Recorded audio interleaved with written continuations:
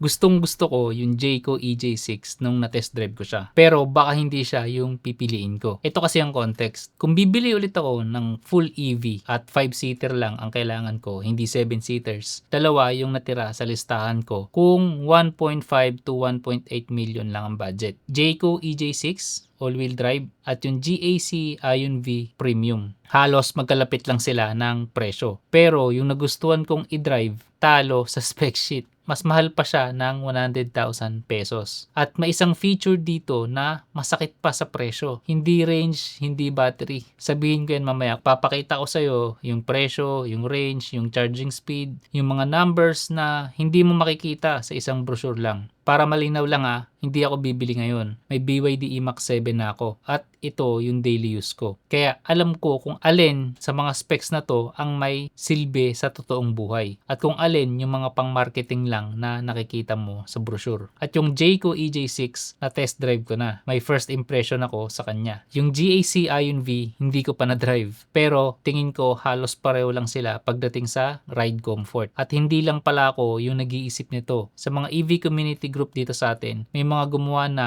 ng survey nito. Anong bang for the buck na 5-seater full EV sa ganitong budget? Itong dalawa lang yung laging maraming boto. Kaya kung isa ka sa mga nagtatanong nun, para sa'yo ang video na to. Una, yung EJ6. Bakit siya yung bet ko pagkatapos ng test drive? Pagpasok mo pa lang, iba yung dating talaga. Solid yung sara ng pinto, maganda yung materials. At ito pa lang yata ang alam kong naka-aluminum body sa price range niya. Kaya masasabi mo siyang parang mas mahal talaga ito kesa sa SRP niya. And all-wheel drive to. Kaya sa test drive, kampante ako sa acceleration. Kahit sa kurbada, makapit talaga. 225mm yung ground clearance. Medyo di ka kakabahan kapag may baha. Tapos yung upuan, may ventilation, may massage pa. 12 speakers pa to at naka-infinity pa. Kaya nung pauwi ako galing test drive, sabi ko sa sarili ko, kung 5-seater lang yung kailangan ko, yun na talaga. Pero pag uwi ko, pinagtabi ko yung specs ng GAC Ion V, dito na ako naguluhan.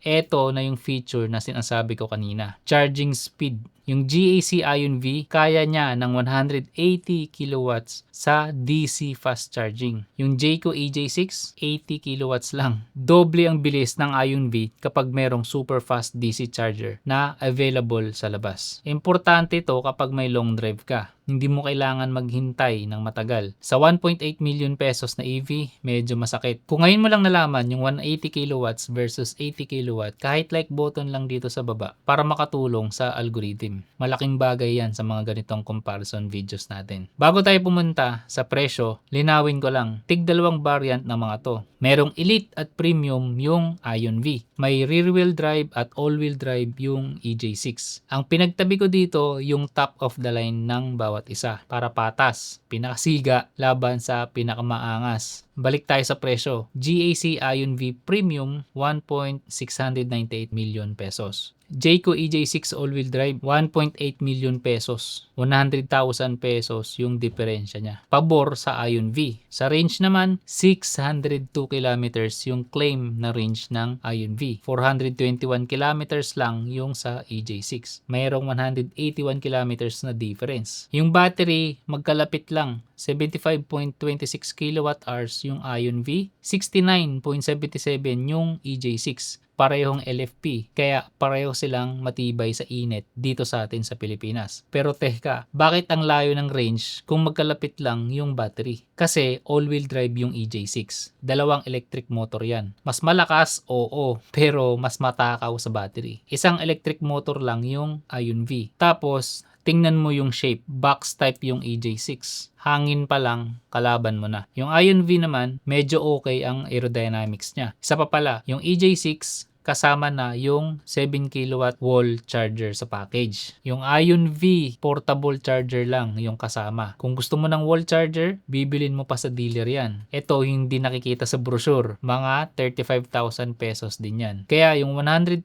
na tinipid mo sa presyo, bababa pa ng 66,000 pesos. Ganyan kabilis lumiit ang tipid kapag hindi mo tinatanong yung mga inclusions. Ito pa pala, yung comparison na to na pinapakita ko nasa evpilipinas.com Qualcomm yan. Libre lang. Pwede kang pumili ng hanggang 4 na electric vehicle. Nandun din yung EV cost calculator para makita mo kung magkano yung matitipid mo kada buwan versus sa digasolina na sasakyan. Pero para fair tayo sa EJ6, may mga panlaban siya at hindi maliit Una, all-wheel drive. All-wheel drive siya sa presyong yan. Ito lang ang pinakamurang all-wheel drive na full electric vehicle sa Pilipinas ngayon. Pangalawa, ground clearance. 225mm yung EJ6. 171 lang yung Ion V. Halos kasing baba lang siya ng BYD Mach 7 ko. Ngayong tag-ulan, hindi biro yan. Parehong 600mm yung wading depth nila sa papel. Pero yung clearance, yun yung araw-araw mong kalaban. Sa lubak, sa humps, sa baha na hindi mo ina-expect. Pangatlo, suspension. Multi-link yung likod ng EJ6. Same ulit to sa Mach 7 ko. Torsion beam lang yung Ion V. Mas sophisticated yung setup ng EJ6 sa likod. Lalo na kapag puno yung sakay mo at mabibigat. Mas maganda ang handling nito sa mga sharp turns. Pang-apat, yung second row ng EJ6 may storage na pwedeng lagyan ng mga tools. At pang-lima, ito yung pinaka-practical sa lahat, service centers. Estimate ko lang 15 na yung Jayco Omoda at 7 pa lang yung GAC